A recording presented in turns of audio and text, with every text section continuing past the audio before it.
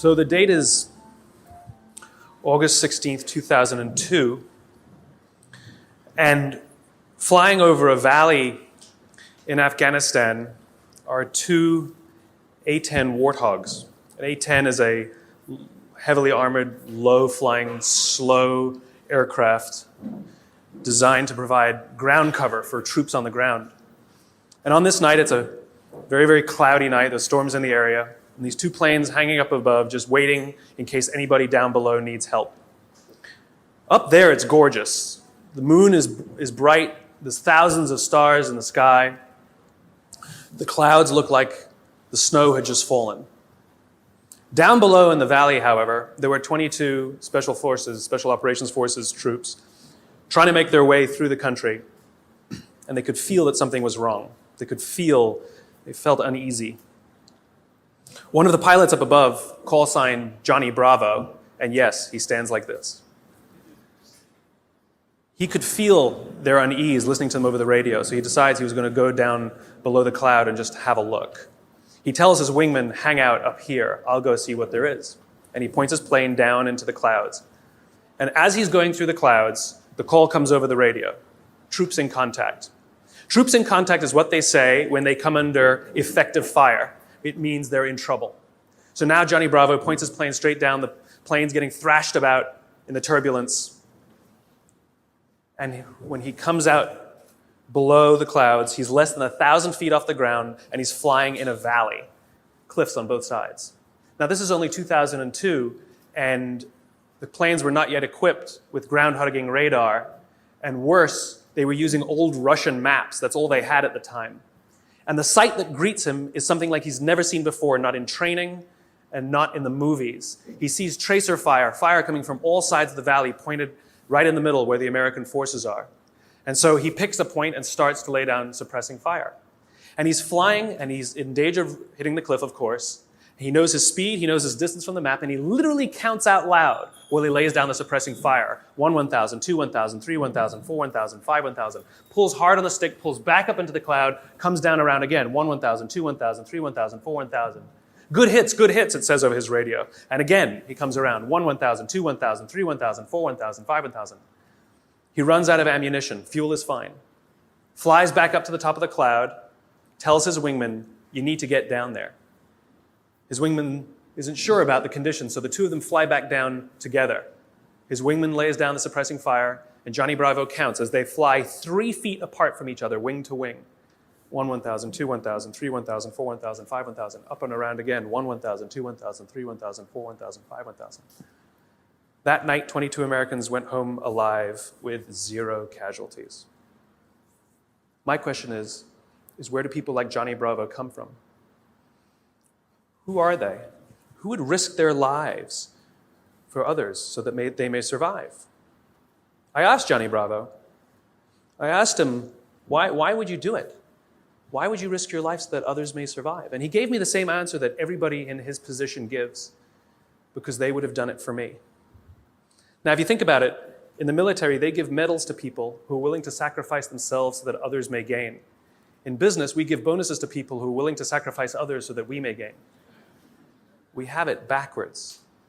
Wouldn't you like to work in an organization in which you have the absolute confidence, the absolute knowledge that other people that you may or may not know who work in the same organization as you would be willing to sacrifice themselves so that you may survive? And I'm not talking about giving your life. I mean, we don't even like to give up credit. You know? So where do people like Johnny Bravo come from? Well, it's an age-old question. They're not born. They're actually made. If you look at the human animal is like a machine. There are systems inside our bodies that are trying to get us to do things that are in the interest of the survival of the human animal, right? Just like in a business, in a company, if you want people to do something, you offer them some sort of positive or negative incentive to direct the behavior, right? So if you want people to achieve a certain goal, you offer them a bonus if they achieve that goal, and they'll work towards that goal because they want the bonus. It's a very simple system. The human body works exactly the same way. It works exactly the same way. Inside our bodies are chemicals that are trying to get us to do things that are in the best interest of us. If you've ever had a feeling of happiness, pride, joy, love, fulfillment, All of these feelings that we have are chemically produced feelings. And they're produced by 4 chemicals predominantly. These are basically responsible for all of the feelings that I would generically call happiness. They are endorphins, dopamine, serotonin, and oxytocin. EDSO. These 2 chemicals, endorphins and dopamine, I like to call these the selfish chemicals because you don't really need anybody's help to get them, right? Let me tell you a little bit about what they are. Endorphins. Endorphins are designed to do one thing and one thing only. Mask physical pain. That's it. That's what they do. If you're a runner, if you've ever gone and done heavy exercise, you've heard of an endorphin rush or a runner's high. Basically what's happening is when that runner is out there pushing their bodies harder than they've ever pushed before, they feel good. And when they're done with their run, they feel fantastic. And then an hour later, they're in pain for damage they caused their muscles an hour before, right? This is what endorphins are designed to do. They're designed to mask physical pain. The caveman reason for this stuff, because this stuff is all from 50,000 years ago, understand, Homo sapien existed at the same time as other hominid species, and yet we survived and they didn't. What is it about this species that's so good at survival and thriving? Look at the world we've built. It's not just that we're smart. We're certainly not the strongest and we're certainly not the smartest. It's that we're social animals. We have to do things together. We have to look after each other, and we have to work together to ensure that we survive, that we do well. This is how we're designed, right? These chemicals are trying to make that happen. So in these caveman times, 50,000 years ago, Paleolithic era, we had to eat. We're not the strongest, we're not the fastest. But there's one thing that the human animal is made for: endurance. We could track an animal for hours and hours and hours and miles and miles and miles. And if we were tired, we'd keep going. And if we got injured or we had to bring the food back to the cave, we'd continue to do it. And it was so good, it felt so good, that maybe we'd even volunteer to go hunting the next day, just like we get addicted to exercise, right? Oh my God, it was so much fun yesterday. I will totally go hunting tomorrow, right? Good system for the survival of the group. Good system. By the way, the reason laughing feels good is because of endorphins. You're actually convulsing your internal organs, and endorphins are masking the physical pain. I'm sure everybody here has laughed so much that the endorphins eventually run out and you go, stop, stop, it hurts. Endorphins, they feel good. Dopamine. Dopamine is the feeling that you found something you're looking for, or that you accomplished something you set out to accomplish. So you know that feeling you get when you cross something off your to-do list? That's dopamine.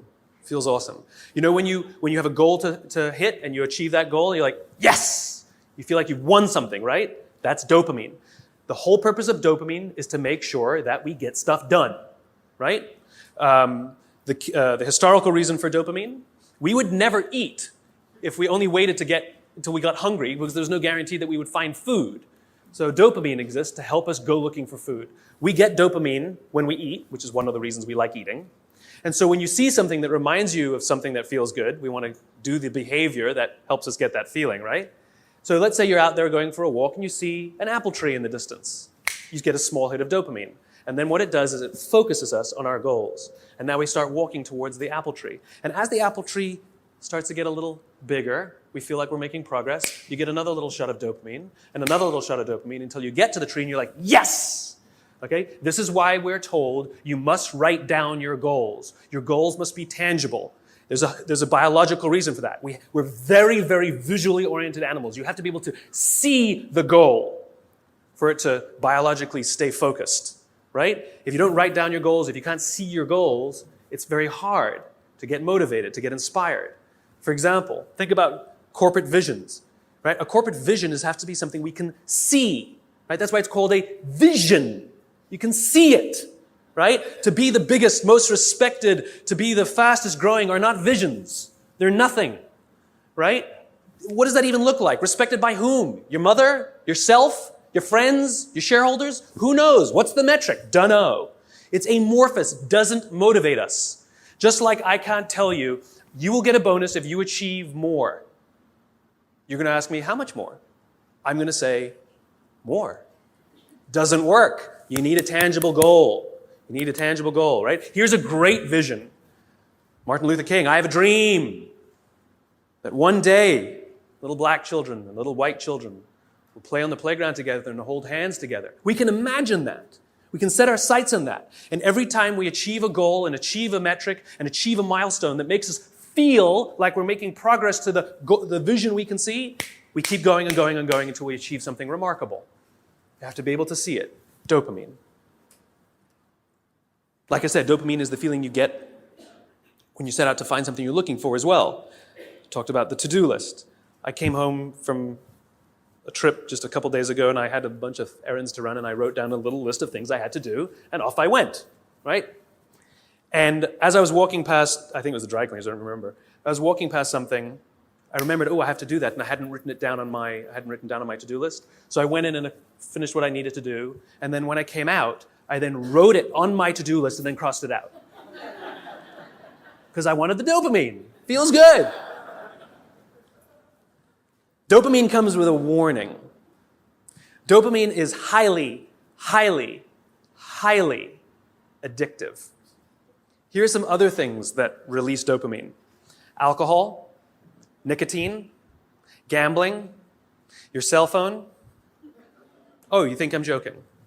Okay, we've all been told that, if you wake up in the morning and you crave a drink, you might be an alcoholic. Well, if you wake up in the morning, the first thing you do is check your phone before you even get out of bed, you might be an addict. If you walk from room to room in your own apartment holding your telephone,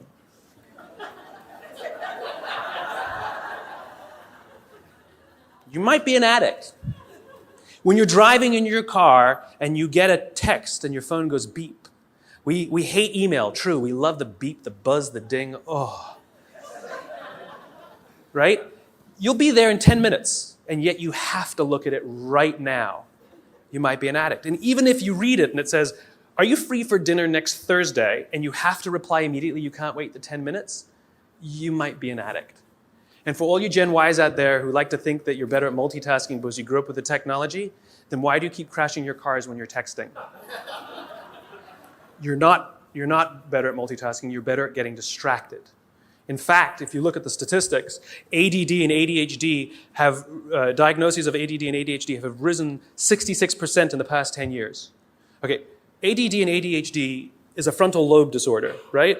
Are you telling me out of nowhere 66% of our youth have a frontal lobe problem?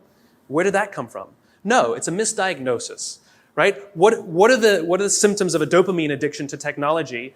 Distractibility. Inability to get things done, easily distracted, shortness of attention. It's all the same thing, so we misdiagnose things. It's the addictive quality of dopamine. We can also get addicted to performance in our companies, when all they do is give us numbers to hit, and a bonus you get, and a bonus you get, and a bonus you get. All they're doing is feeding us with dopamine, and we can't help ourselves. All we do is want more. It's no surprise that the banks destroyed the economy. Because one of the things we know about dopamine addict is they will do anything to get another hit, sometimes at the sacrifice of their own resources and their relationships. Ask any alcoholic, gambling addict, or drug addict. Ask them how their relationships are doing and if they've squandered any of their resources. It's an addiction. Dopamine is dangerous if it is unbalanced. It is hugely helpful when in a comfortable and balanced system, but when unbalanced, it's dangerous and it's destructive. You don't need anybody's help to get these. Go for a run, achieve your goals, you'll get dopamine. You'll get endorphins. But you won't have any feeling of fulfillment or love or trust. That's where these come in. These are attempting to manage these. This is what makes our society great. This is where people like Johnny Bravo come from. It's because of these two chemicals that leaders really fulfill their great responsibility. Outside in the world is danger at all times, for various reasons. In caveman times, that danger may have been, a saber-toothed tiger. It may have been the weather. It may have been a lack of resources. It may have been, who knows, any number of things. Things that with no conscience are trying to kill you. They want to end your life. And so how do we survive? We work together. And together, we come together in our groups, in our companies, in our tribes, to feel like we belong, to be around people who believe what we believe, so that we may feel safe. When we're surrounded by people who have our best interests in mind and we feel safe, we will organize ourselves and cooperate to face the dangers externally. Don't forget, the outside dangers are a constant. In a modern world, the outside dangers may be your competition that's trying to put you out of business, or at least steal your business. It might be the ebbs and flows of the economy. It might be terrorism. All of these unknowns, all trying to put you out of business, take away your job, take away your livelihood, end it for you. Nothing personal. It's a constant. Inside our organizations, the dangers we face are not a constant. They are a variable. And they are the decisions of leadership as to how safe they make us feel when we go to work. This is the job of leaders. Aesop said it better than I can. There's an Aesop fable about 4 oxen that stand tail to tail. And whenever the lion tries to eat them, no matter what angle from which he attacks, he will always be met with horns. However, due to infighting and disagreements, they separate and they go and graze in different parts of the field.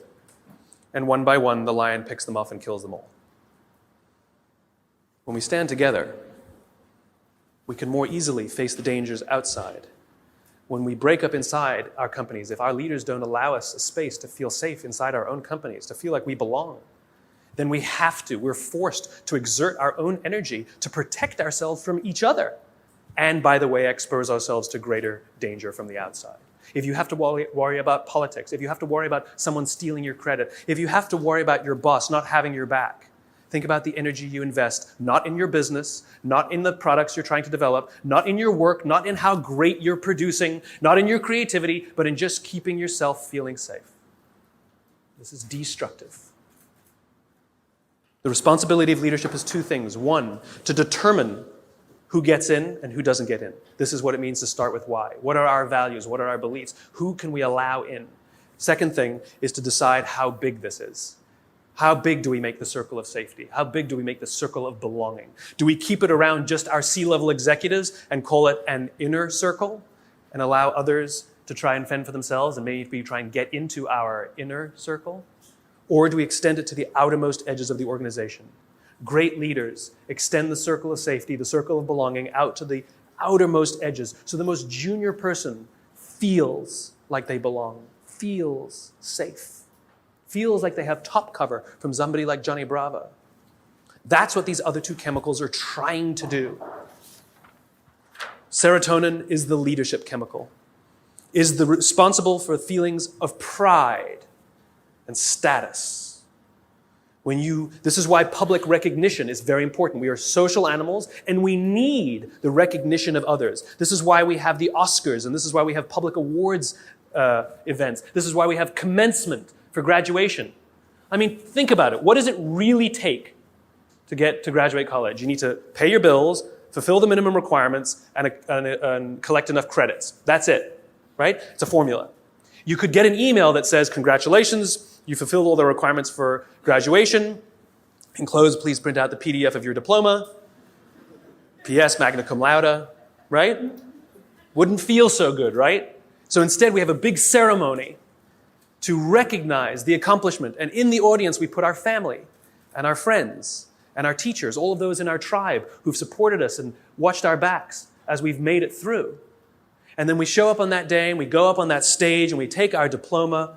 It feels great. We feel our status rise. We feel our pride go up. And by the way, when you have serotonin in your veins, your confidence goes up also.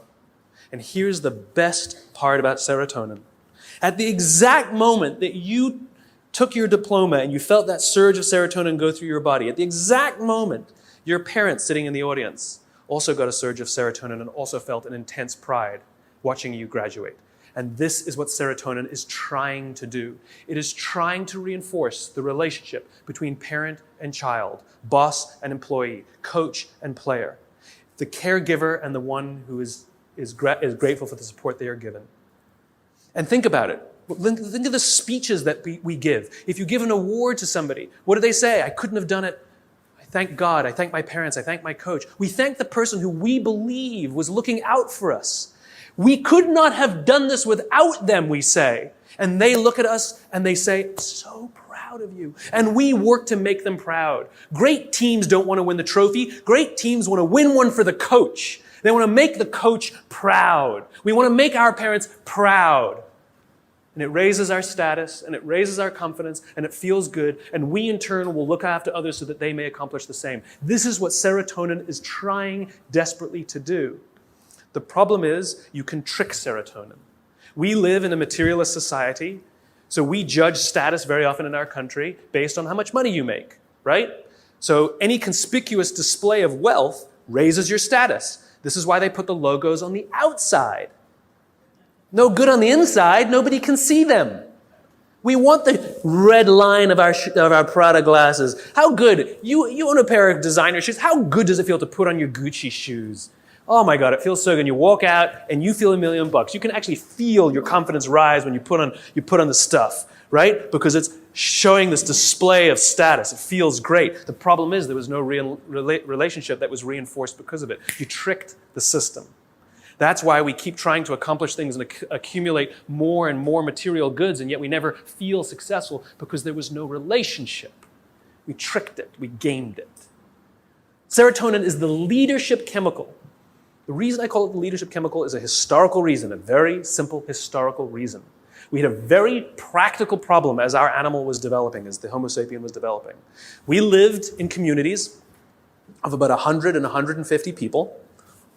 And there's a very practical issue, which is if we're hungry and somebody brings back food and drop a carcass on the floor, we're all going to rush in to eat. And if you're lucky enough to be built like a linebacker, you will elbow your way to the front. And if you're the artistic one of the family, you get the elbow in the face. Not a good system to keep the whole tribe alive, and definitely not a good system for cooperation.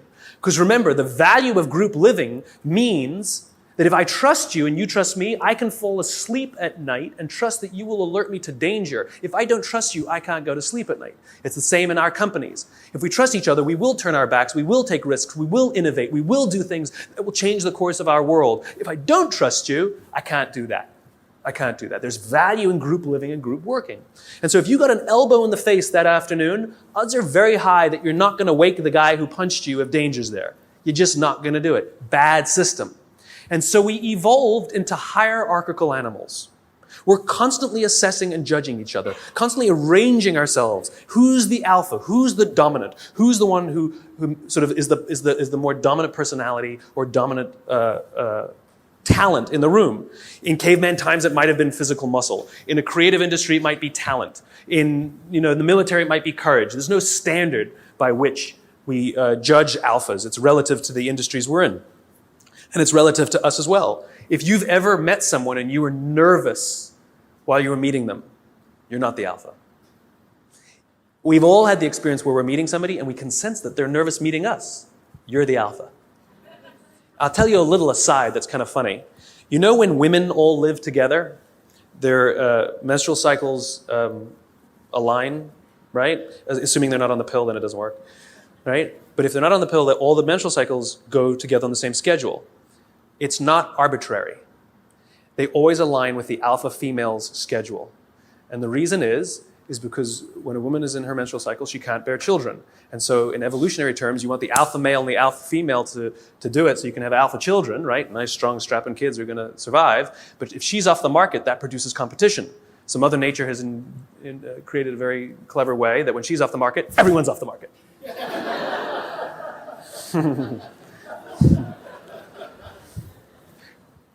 Back to the talk. So we're constantly judging and assessing each other who's alpha, right? And what we do is when we assess that someone else is the alpha, we voluntarily take a step back and allow them to eat first. Alphas get first choice of meat and first choice of mate. Good system. Good system. The alpha gets to eat first. The rest of us may not get the best cut of meat, but we will get to eat eventually and we won't get an elbow in the face. Good system. We'll happily alert them to danger later. Good system. This is why we're constantly trying to raise our status, is because there are benefits to being the alpha. People will do things for us and step back and offer us favors, right? We to this day, we're perfectly comfortable giving special treatment to our alphas. No one has a problem that your boss makes more money than you. You might think he's an ass, But you don't have a problem that he makes more money. Nobody has a problem that somebody who outranks us at work has a bigger office than us.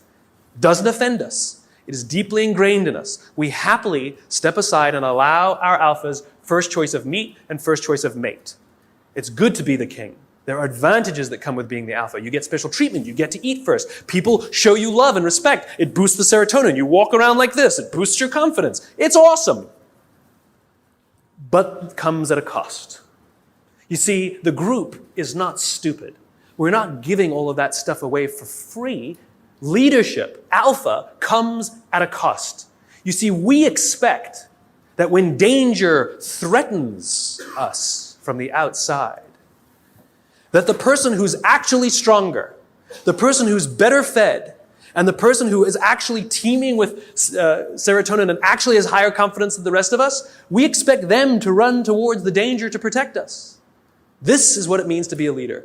The cost of leadership is self-interest.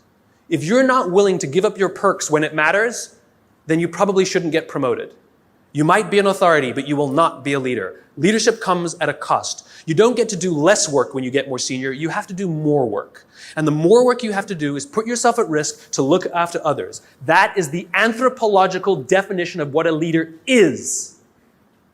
This is why we're so offended by these banker boys who pay themselves astronomical salaries. It has nothing to do with the number. It has to do with the fact that they have violated a deep-seated social contract. We know that they made all of that money and allowed their people to be sacrificed. In fact, they may have sacrificed their people for the money. If I told you we're going to give $150 million to Nelson Mandela, would anyone have a problem with that? Nope. $250 million to Mother Teresa. Got an issue with it? Nope.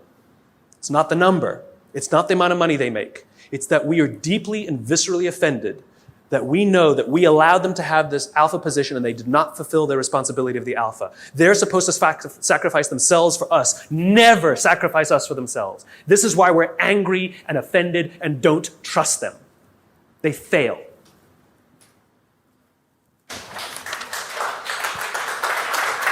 Oh, there's more. Oxytocin. This is the best chemical of all. Oxytocin is the feeling of love and trust and friendship. It's all the warm and fuzzies. It's all the unicorns and rainbows. It's the reason we like to spend time with our friends even if we don't do anything with them. We just sit and watch TV. We love their company. I promise you, nearly every single person sitting in this room today chose the person they're sitting next to. You're not sitting next to a stranger. You're sitting next to somebody you met, came with, or kind of know a little bit. Why? Because it makes you feel safer, doesn't it? If you got up and went and sat next to strangers, it wouldn't feel so good. That's the feeling of oxytocin. Oxytocin is that intense feeling of safety that someone's got your back. There are multiple ways you can get oxytocin. One way to get it is physical contact. Hugging feels wonderful. Right? When women give birth to children, huge surge of oxytocin in their body. This is what's responsible for the mother-parent, the mother-child bond. Right? It's all that oxytocin in the system. This is why shaking hands matters. Imagine you're doing a deal with someone and you're ready to sign the contract and you say, I'm so excited to do business with you. And they go, I don't need to shake, let's sign the contract, I'm also excited to do business with you. You go, great, well, let's shake on it then. They go, no, I agree to all the terms. Let's get this deal done. I can't wait to work with you. You might get everything you want in the contract, but business, relationships are not rational. They're about feeling safe. They're about feeling we belong. It's human. And one of the ways we want to know that that relationship is solidified is with physical touch. Their simple refusal to touch you, to exchange that oxytocin, means one of two things will happen. You will either completely scuttle the deal or you will go into it nervous. Human bonds matter. Another way you can get oxytocin is through acts of human generosity. An act of human generosity is defined as giving of your time and energy and expecting nothing in return. Money doesn't work. Sorry. If I told you that this morning I gave $1,000 to charity, what would you think of me? You'd be like, good for you. What, do you want a medal? But if I told you that last Saturday I gave up my day and I went and painted schools in the inner city, then what would you think? You'd be like, nice, cool, I should do more, right? The value of my labor, much less than $1,000, could have hired many more people for $1,000 to go paint schools in the inner city. But you see, as human beings, we put a premium on time because it is an equal commodity and it is a non-redeemable commodity. You spend money, you make money. You spend time, you'll never get it back. Some of you are sitting in this room right now saying, I will never get this time back. I got nothing for you. So we put a premium on people who give us their time and energy. A leader who says to you, I'll pay for something for you, is not a leader. A leader who comes and sits down next to you and says, how can I help you, is a leader. I was talking to some oil executives, and they were trying to convince me that they really care about how fulfilled and how happy their employees are at work, to which I said, no, you don't. And they said, no, we do. And I said, no, you don't. And they said, yeah, we do. You see how this went. And I said, I bet you hired some high-priced consultancy to come and do a web survey about whether people like their jobs or not. And they said, well, we didn't hire a consultancy. I said, okay, so it's kind of like sending your son an email, right? Dear son, your mother and I care that you feel like a valuable part of this family. Please tell us candidly what we can do better so that you feel like you belong here because we really love you. Love, Dad. Or you go into his room, you sit on his bed, and you say, hey, son, your mom and I really care that you feel like a valuable member of this family. Please tell us candidly what we can do better because we want you to feel like you belong and we really love you. Same words, same intention, same desire. The difference is one you gave time and energy and the other one you didn't. This is the problem with email. It's too easy. It's too easy. There's no time and energy expended. It's too easy. Don't feel anything. If I come to your house for dinner and you make me a lovely dinner, the next day I send you a very nice thank you email, what a wonderful host you are. Or 3 days later, you receive a handwritten note from me with the exact same words that were written in the email. Which one makes you feel better? Handwritten note. The sentiment was the same, the words were the same. The difference is one took a little more time and a little more energy. Leaders are the ones who give us their time and give us their energy, not the ones who give us their money. It doesn't count, it doesn't work, just biologically doesn't work. This is how you get oxytocin, doing nice things for people that require that you sacrifice a little bit of time, a little bit of energy, something you will never get back. And if you expect something in return, then you weren't really giving in the first place. You take someone out for dinner because you want them to hire you, you're not really taking them out for dinner. You want something in return. It's just a protracted transaction. It's not relationship building. It's nonsense. I was walking down the streets of New York, true story, and the guy in front of me, his backpack opened and a bunch of paper spilled out on the street. Didn't think much of it. I bent down, gathered the papers up, handed them back to him, and pointed out that his bag had opened. I did a small act of generosity for somebody. I got a small burst of oxytocin. I felt good. Also, the person on the receiving end of the act of generosity feels good. They get a shot of oxytocin. He felt good. He says, thanks. I get to the end of the block, and I'm standing waiting to cross the street. And a guy who also happens to be standing waiting to cross the street turns around, true story, turns around and says to me, I saw what you did back there. That was really cool. As it turns out, witnessing acts of human generosity release oxytocin. Remember, our bodies are trying to get us to repeat behaviors that are in our best interest, and it's making us feel good when we see or do acts of human generosity so that we will do them. In fact, the more oxytocin you have in your body, the more generous you actually become. In other words, the more you do, the more you want to do. It gets better than that. Lots of oxytocin in your body inhibits addiction. It makes it very difficult to get addicted to something when you have lots of oxytocin in your body. It actually inhibits addiction. It boosts your immune system. It makes you healthier. That's why happy people live longer. It's why couples live longer. Oxytocin, it actually is good for us. It increases our ability to solve problems. It increases our creativity. It's really good for us, and it's not addictive. It just feels great. It takes time to build up, though. You know, if I went on a date with a girl the other day, it was a first date, we totally got along great, we're going to get married. Why are you laughing? That's my social life. The reason you laugh is because you inherently know that I cannot form a bond of trust strong enough to get married in 7 days. You know that. Why don't you go on a couple more dates? Right? Inherently, you know that. right? But if I told you that I've been dating somebody for 7 years and we're not married yet, what do you say? What's wrong? In other words, we know that that bond of trust takes more than 7 days and less than 7 years. Don't know how long it takes, though. So when you start a new job and you're really excited to work there and they're really excited to have you, don't quite feel like you belong. You don't quite feel like you're trusted yet, right? Even though you were really excited and they're really excited, it takes time. And you have to do little acts of generosity and make little sacrifices, do little things for people. Not big risks, small risks. It's like dating. You know, you don't start by buying them a diamond. You start by taking them for lunch, buying them a drink, you know? Little bits. Then they take you out, or you take them out again. You do something a little bigger. Then you do that in a movie. Then they come over, and then you buy them flowers, and then you say, I love you. And one day you wake up in the morning, it's like you press this belief button. You just, I'm in love. I don't know when it happened. It just clicks, and you feel like you belong. Same thing at work. Same thing at work. It just clicks, and you feel like you belong because you got enough oxytocin built up in your system. We don't allow this to happen. We're too busy sending emails. We're too busy sending emails. The next time you want to tell somebody something, email is fantastic for the exchange of information, right? It's fantastic. Here's the report you wanted. The meeting's at 4 o'clock. Fantastic. What did you think of my idea? Do not reply on an email. That's an emotional question. Email is a rational tool. You get up from your desk. You walk the 30 feet. And you say, wanted to tell you what I thought of your idea. And I promise you, not only will that information be better received, but you will start to create relationship because oxytocin starts to get released. If you can't get up and walk 30 feet, pick up the telephone. I've done it. It's an amazing thing. You pick up the phone and you go, hey. They're like, hey, what's the matter? They're like, no, I'm just replying to your email. Wanted to tell you what I thought. What? And people who tell me, but I need a paper trail, have the conversation, hang up and say, just to confirm what we talked about, boom, there's your paper trail.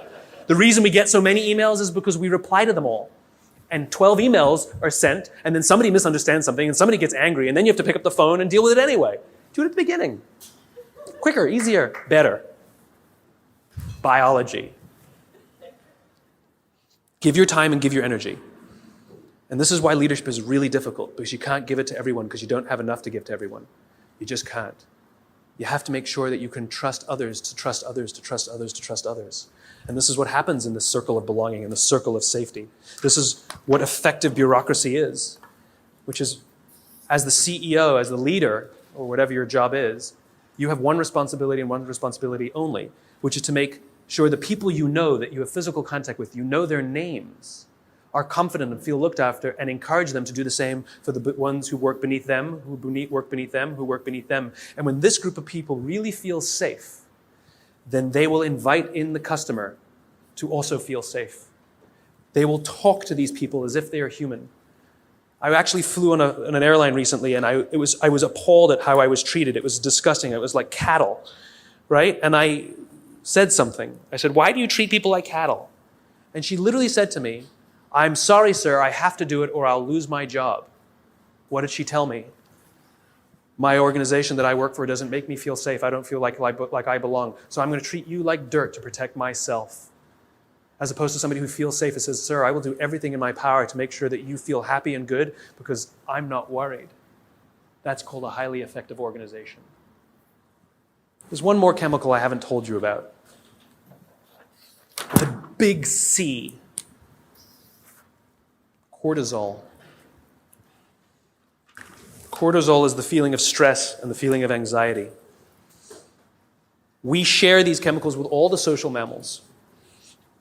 And so when you see a herd of gazelle, you've all seen the documentary on Discovery or whatever, right? You see a herd of gazelle grazing, and one of them thinks they hear a rustle in the grass, and they go, head, right?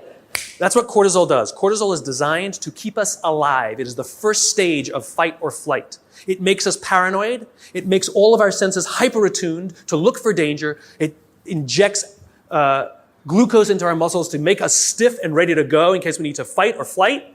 It increases our heart rate like crazy, right? And it makes us start looking. It makes us paranoid to find the danger. And the cool thing about cortisol when you work in a social environment is if other people sense that you're nervous, they get nervous. So all the other gazelle go, they didn't hear anything. They just saw Steve over there get really freaked out. And so they got all freaked out. And now they all start looking for the danger. Good system. And one of them, who didn't even hear the initial rustle in the grass, sees the lion, runs, they all run, they all live another day. Good system. So that when we go to work and somebody says, I think there's going to be layoffs, all of us are like, what do you mean? Wait, we're all paranoid now. We're all freaked. I shouldn't have talked in that meeting. We start to get crazy. We start to get paranoid. Our hearts start to race. That's what cortisol does. It's trying to keep us alive. You wake up in the middle of the night, you hear a bump in the middle of the night. What's the first thing you do? You wake the person next to you. And then what do? They go, And if there's nothing there, you go and trust your eyes, right? You go looking for it. We're visual animals, right? If there's nothing there, you go like this. Cortisol leaves our body, and we relax, and our heart rate goes back down. Cortisol, to get all of that extra energy, to make us paranoid, to make us self-interested, it needs to shut down non-essential systems because it has to get it from somewhere, right? So it shuts off things like growth. You don't need your fingernails to grow at that moment. It shuts it off. The other thing it shuts off is our immune system. Don't need it in that moment. The problem is you're not supposed to have cortisol in your system all the time. You're supposed to have it in and then gone. And when we go to work in a place that doesn't make us feel like we belong, that doesn't make us feel safe when we're at work, guess what? We got little bits of cortisol dripping in our body. Drip, drip, drip, drip. Makes us paranoid. Drip. I know my boss hates me. I know he hates me. He hates all my ideas. I know it. Drip, drip. It makes us self-interested. One of the things cortisol does, it inhibits the release of oxytocin. Biologically, if you work in a high-stress environment where you don't feel safe, you are biologically less empathetic and less generous. We don't care about each other because we're too busy trying to protect ourselves. Drip, drip, drip. Our immune systems are now compromised. Drip, drip, drip.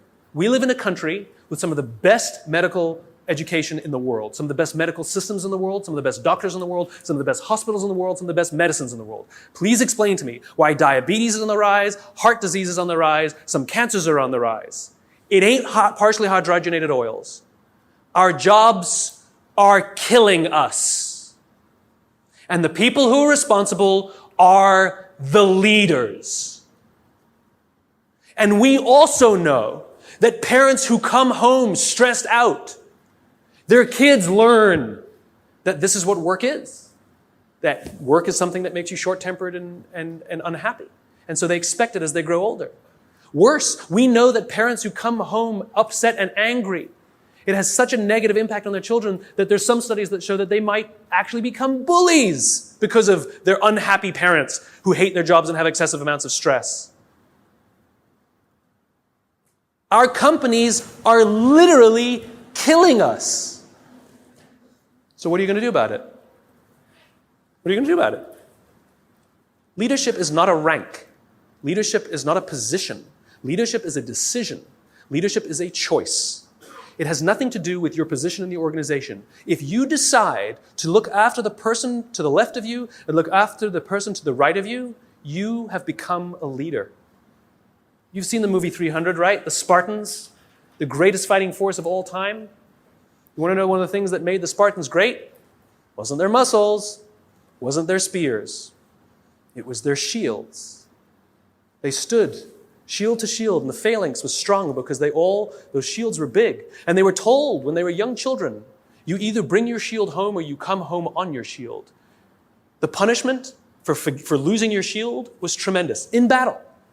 Because if you lost your shield, that means you cannot protect the person to the left of you and the person to the right of you, and you have destroyed the phalanx.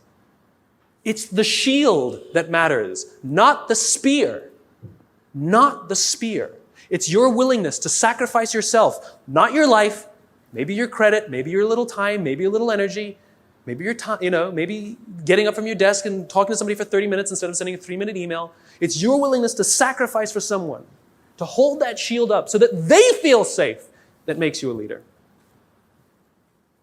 And you want to know how you beat a dopamine addiction? If you're worried that you're addicted to performance and all those dopamine things, Alcoholics Anonymous has been highly effective for decades, 80-something years. We all know the first step of the 12 steps. We joke about it, right? Admit you have a problem. Do you know the 12th step?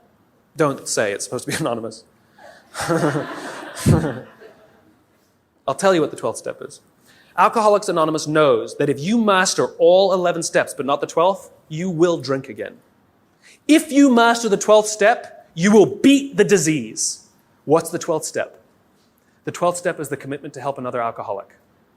Service. Service to another. Oxytocin wins. Serotonin wins. The more we look after each other, the safer we feel, the more we feel like we belong, and the more we will work together to confront the dangers outside. Do this for others, and others will become Johnny Bravo. Thanks very much.